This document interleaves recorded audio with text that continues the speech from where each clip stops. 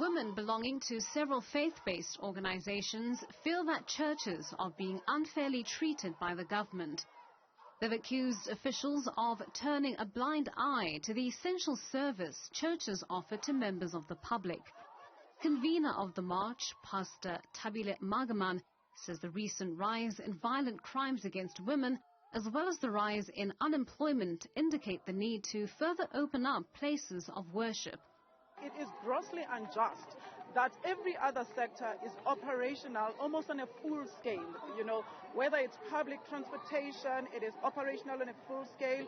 Entertainment centers, they are operational on a full scale. And here's the thing about women in the church. Gender-based violence is on the rise. Unemployment is on the rise. Crime is on the rise. So as women, we find solace in church.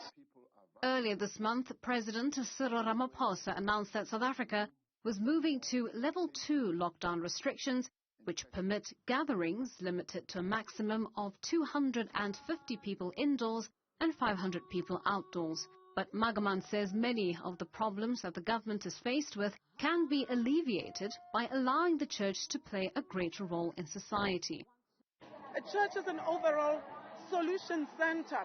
And as for the perpetrators, a church is a moral compass of any given society. So for the perpetrators, it's a rehabilitation center. And that is why we are saying that our people are suffering.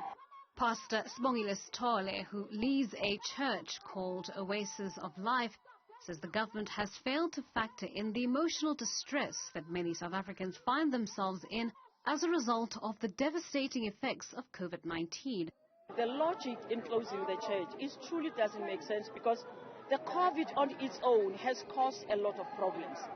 The COVID on its own, it has killed people emotionally, spiritually, the families and everything.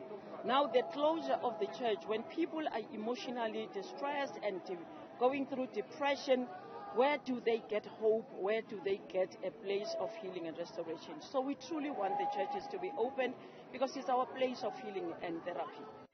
She says churches are often places of healing and restoration for the anxious.